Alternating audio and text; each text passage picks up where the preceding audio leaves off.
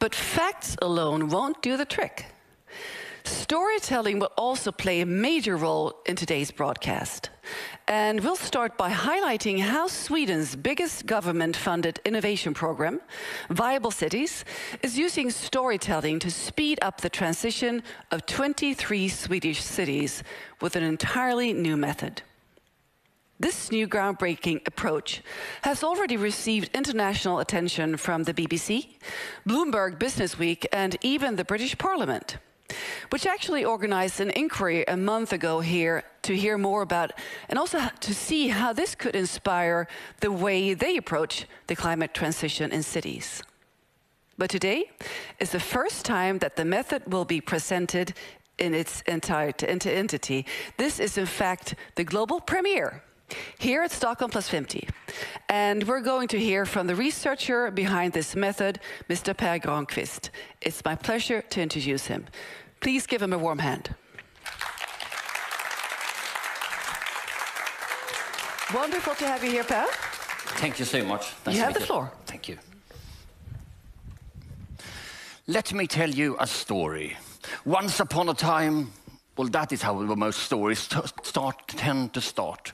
And when you hear people say those words, you're immediately transported back to your childhood, and you envision there to be dragons and princesses and friends and foes. There will be obstacle and this constant flow and sort of creating of tension and releasing of tension.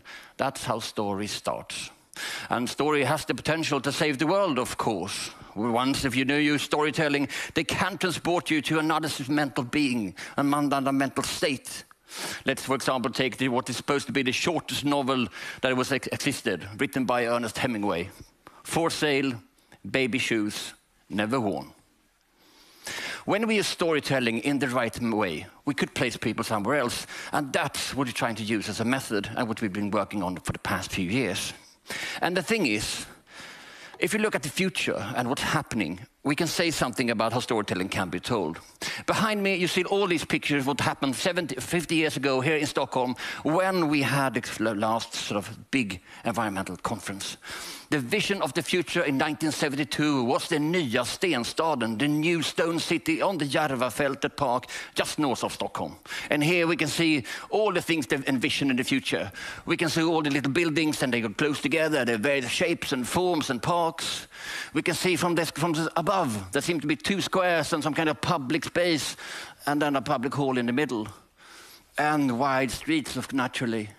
But what we also can see, you can see what they envisioned of the future. Already in 1972, you can see that they were actually highlighting buses, because buses were the future and they were supposed to be electric. We can also see the buses here, and some parts of the future that today might seem strange or not, but there's elements of it that will be there and that will be there forever, such as white men sit underneath trees. That seems to be a thing. Compare that to how Stockholm is envisioning the future today. We can then see that things are in color, but on a basic level, they are very much also the same today. We can see the sort of flyover, we can see the blocks of houses and how they are sort of envisioned close to green spaces. We can see over here sort of back then, we had a bus system that was electric. Now we want to envision electric boats, and a part of that city, this is Norra Djurgårdsstaden, will be created actually as an artificial island.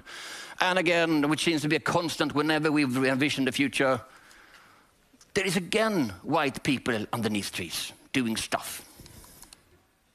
Look at how we envision the future for the past 100 years, from the 1930s to today. And this is not an actual timeline. Now you sort of mixed it up a bit just to give you a flavor. In the 1920s, we can see they were not flying cars by then, but they were flying trains, actually. And down there, we can see from the 1950s, then we have the hovering cars. We can also see that we have cars that appear a bit like moving living rooms. And then there's a lot of things that are the same. We still have these monoliths of houses and green spaces around them that we're supposed to be living in or working in and then transporting in between now and then. And still we have funny things about sort of what we will dress like in the future, even now and then. So comparing all this, there's of course, obviously the thing you're now looking for, which is the constant in all future development and all the visions of the future, white people underneath trees. The thing is, 50 years later, one can of course ask, why aren't we already living in the cities that we envisioned 50 years ago? What is happening? Why does it take so long time?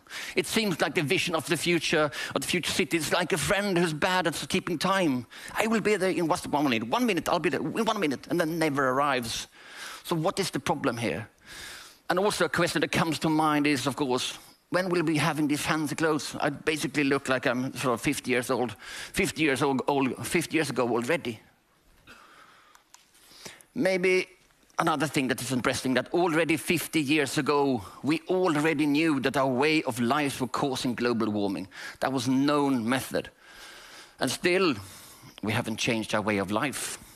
We can see here from the images from 50 years ago, there were even cars parked outside the parliament. That's the Green Park today. But still, why isn't it changing?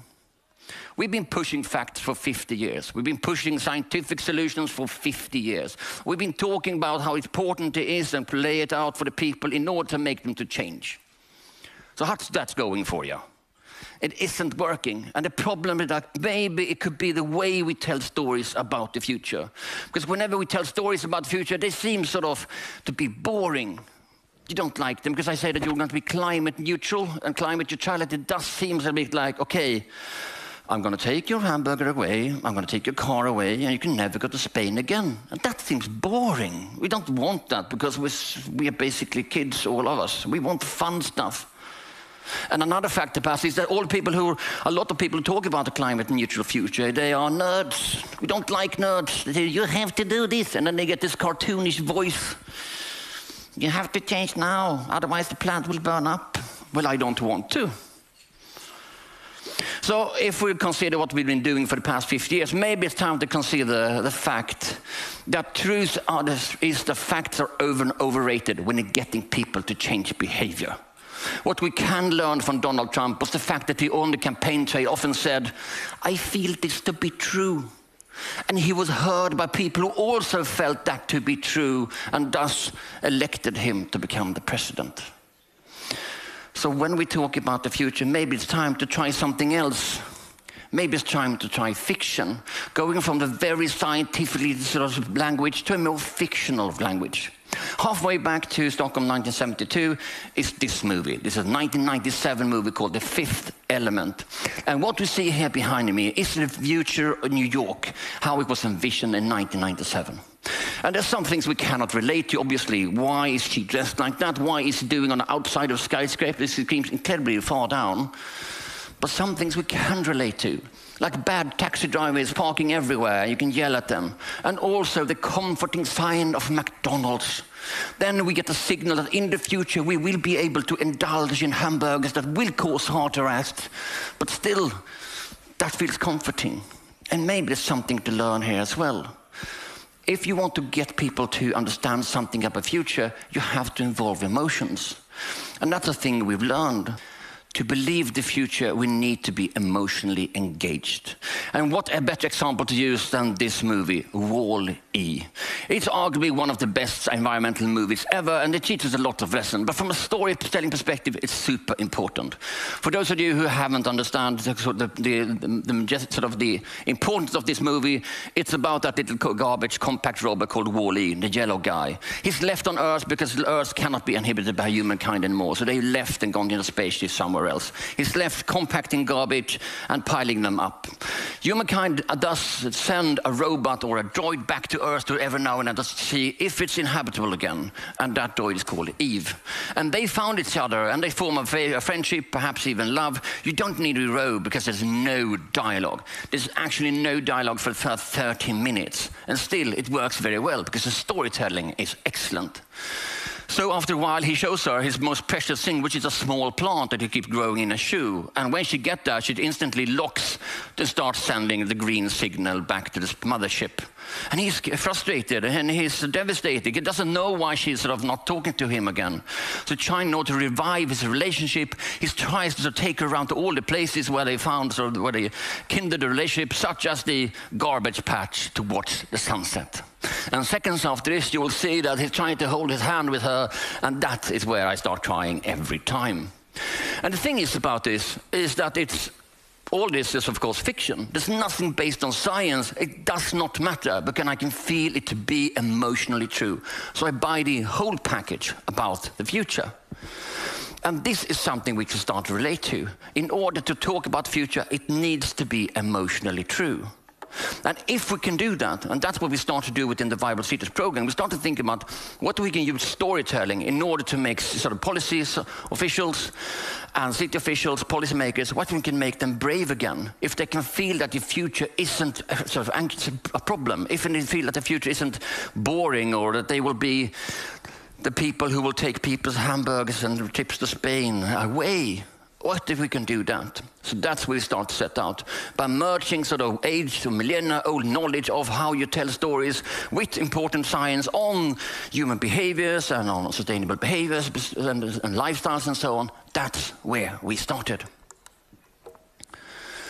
And so what we come to develop for the past sort of 3 years is this method, this sort of concept of a transformative practice that is emotionally true, locally relevant, and scientifically correct.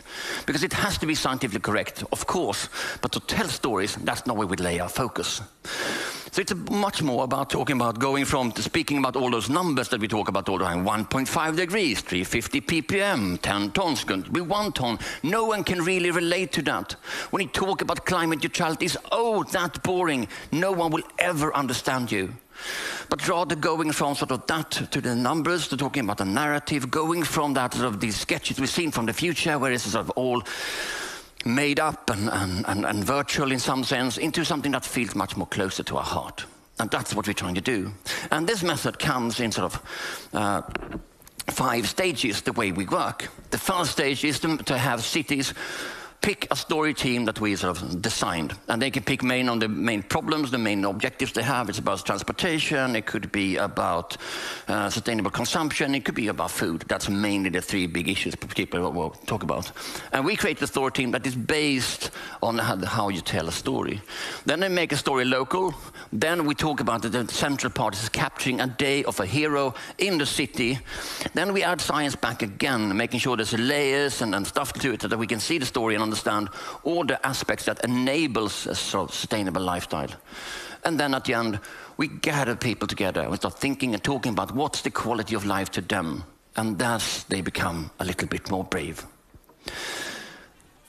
Spoiler alert, all your favorite movies are the same. They're structured in the same way, and that's what will make you laugh and cry and feel emotionally engaged. No matter if it's The Lion King, if it's Star Wars, if it's The Matrix, they are basically done on the same sort of blueprint. It's been for thousands and thousands of years, but in the 1940s, an American guy started to put that down, and it became what is now called a hero's journey. Essentially, here's every movie you've ever seen. We have a hero who has a call to action.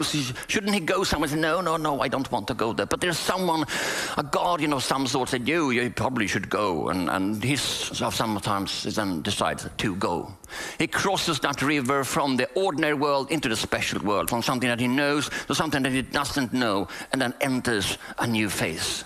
He then tries to find his way around to his goal. He meets friends and foes. It turns out he doesn't know who to trust and not. Things happen. There's some constant battles about a lot of things. And here we can have this sort of building up and release of tension that drives the storyboard inevitably forward. He then arrives at the dragon's den, and there's you have the big ordeal. And hopefully the guy or hero wins and then starts returning back. But the story isn't sort of ends there. An important part is coming back from that ordeal, with sort of reflecting on what you've done, reflecting on your past and experiences, and how you can be transformed. At one point, they crosses the river back into the ordinary world again, and then at the end of this, there's either a feast or a funeral. As I said, this is millennia old. Depending on if it's a comedy or tragedy, this is the same blueprint that we've done for ages. So that's what we use. That are sort of the themes we have are all based on this. Then we try to make the story local. And there's nothing more important in making story local than looking at the bright places and also looking at what people eat. Here are 3 pilots within in Umeå, in Göteborg, and in Malmö. In Umeå, we can see a guy eating what is typically Umeå, which is the rolled up pizza, rullpizza, which is crazy to everyone else unless you're born and raised in Umeå, where this makes perfect sense. It's a pizza, smaller than average, rolled up, and then have some stuff on it that could be in a kebab, but it's not a kebab, says the Umeå people. It is. And then they drink something that's very sweet, called a trocadero, which is basically sort of Fanta, but even sweeter. And that's perfectly normal. So if you see that this can't be no elsewhere and then in Umeå, and of course it's a vegan thing, so we're in planetary boundaries. In Göteborg, when they have short of time and they want to have something snack, they have the double half special. It's 2 hot dogs, sort of potato mash, there's other stuff that's not healthy for you, and then there's mayonnaise and there's ketchup and whatnot, and you drink that and you just chow down with a Coke and sort of when you're busy on time. So that's happening over here. And in Malmö, of course, we have the falafel, but more important for the food scene in Malmö is that you often like to eat outside, and then where shouldn't you be going if not the Ribban, the Ribersborg beach, and that's where people hang out and they have burgers and they have beer and whatnot. So this is how you explain that you have a good life in the future. Then we make a story of it, and we collect that stories and capturing that day. We do this to still photography. Video is way too much. It overloads you with sensations from the director. We want people to be engaged by their own feelings. Illustration is just sort of a lame vision of the future. That we can do. So it's always still photography. And then we try to get that together into the unexpected creative format of a PowerPoint. This is just because it's the most widely used and accessible format in the public sector, where we sort of talk about the events, what's happening to our hero doing life. Here he's going to fly away somewhere. And then we'll add layers. Here you can see all the different factors that actually contribute to him being able to do that, from ecosystem services to being choices by his employer and whatnot. And then we group those into modules. We can start talking about various aspects of that day. And eventually, we end up instead into talking to the policymakers on how do they feel about this? What the thing they do? Sort of how can they relate to it? It's a 2 to 3 hour workshop that is manipulative plan, but we get people to just reflect on it. And what they come away with is this. This is what they've seen of the day, and I should just get you through it very quickly. This is a day in the lifetime of Johan in Umeå, to get you to understand how you tell the story. We start off with Johan, who's obviously an ordinary guy. He needs to go to drop his kid off at school and then do some errands. So that's happening over here. And then he realized one of the errands should be to put some of the recycling back, and he does the recycling, and then on the way to the recycling station, he's sort of loaded that bike far too much, so it's really heavy. And then comes the gust wind from nowhere, and there's plastic everywhere, and he curses heavily, and then gets his shit together somehow, and then start doing errands, leaving packages, whatnot. Eventually, on his way home, he had a flat tire. So he's then now late to go to the video meeting, and he comes home to his garden and to do a distance meeting, and the distance meeting seems to be cancelled, and that's never a bad idea. So he's revived again. He eventually gets it. He's going to travel to the mountains and to camping, so he leaves his home. Then via app, he finds another thing, another bike they can go, and he goes into the city by the Umeå River, because people want to go the beautiful route, and that's what he's doing. He has plenty of time. He picks up the tent, because you rent stuff. You don't need to own stuff, so he does that, and then eventually makes his way to work and goes for the lunch with his colleague, and he eats the infamous rull pizza in Umeå. And we can see here they do that at the Renmarkstorget, so obviously it's very much Umeå thing. He gets back, manages to get cramp a few hours of work before he realizes that a friend calls, and he forgot about the after work. So they now need to rush and get to after work. He need to compensate for his bad behavior by buying a lot of beer, and things get quickly out of hand, as they do also in the future, especially when you do sort of the submarine. That's Jägermeister dropped into beer, can start you anywhere. Suddenly he realized he needs to be at the airport in 15 minutes, and the airport is super close to Umeå even today. But he needs to rush back to the city. He realizes he's way too drunk to take his bike, so he needs to take a car. That's a safe bet, because obviously cars are autonomous. So you see there's no driver. Eventually he runs into the airport and realizes that the plane is late from Stockholm. It wasn't charged properly there. It has to be recharged here before it can lift to the mountains. So that's a typical day in a life in the future, but when in the future.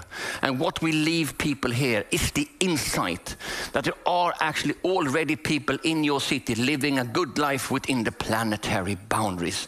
And that is comforting. It's based on the sci-fi idea that the future is already here, a bit unevenly distributed. And that will help politicians and policymakers when they realize this. They realize that they will now refocus their attention to what would be the original concept, to make life better for a lot of people. We should never talk about climate. We should never talk about sustainability.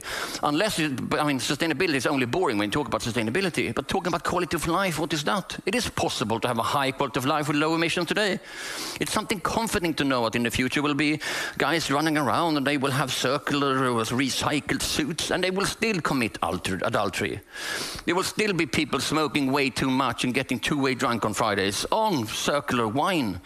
When we talk about that, it's something we can relate to emotionally. We know that happen, and that's make the future seem a bit closer.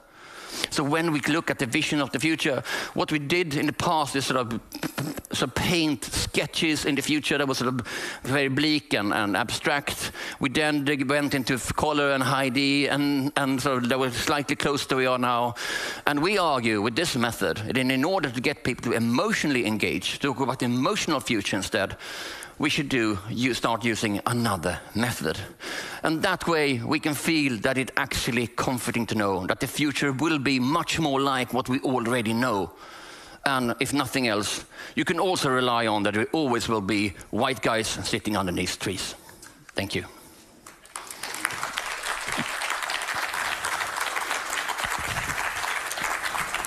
Let's hang out by the tables, Per. Well, we really understand fully now why you're called chief storyteller in the Viable Cities concept, just in general. You are also a journalist and author, and you've been developing this method. And I'm just curious, why did you choose to, how did the process and why did you choose to place the scenarios so close into the future instead of sort of 25 years ahead? Because no one's been that far in the future, so we cannot relate to it. I mean, in fact, when the first iPhone arrived, and this data that suggests that the majority of the emissions that we have is arrived after the arrival of the iPhone, so it's a pretty new thing. We didn't expect the world to change. We said it's slightly the same as now, but we look up at things different. So in order to get people to change, you cannot sort of do something they can not emotionally relate to. Mm-hmm. But doing all these kinds of quirks that we do in everyday life, I think that we've been overselling the future. It should be much more sort of relatable, and that's why we need to use going from the science to fiction, but use a page from the science fiction playbook. So how are people relating to the stories? We've got a number of reactions. When we did this in the story in Malmö, when our hero gets the bike stolen, and the municipality was, no, we fixed that problem. Nobody gets bike stolen. Like, of course, you get the bike stolen at Triangeln. That's a part of being in Malmö, you know. You got your bike stolen there as well. I did. So we have to put those sort of stuff into the friction, the functional friction, the social friction that we can relate to. What we saw here is a day in a life that is completely within planetary boundaries, and you don't even think about it. It's not fancy, it's really everyday life, huh? It's borderline boring. One of the things that we got when I was interviewed in the BBC, and they said, well, your life seems fairly boring. We're like, yes, it is. Our lives are boring. We shouldn't be polishing them. This is how we live. Swedes are boring. And you said in your keynote here that we shouldn't be talking about sustainability, but we should talk about lifestyle and just enjoying life. The quality of life concept is so much better. The quality of life could be different from both of us, but we still understand the general idea. And it's about finding more quality of life. And then you realize that you might not need a car, for example, because it's better to have access to cars and to own the stuff. Well, that gives me high quality of life. And then also you don't have a nerd saying...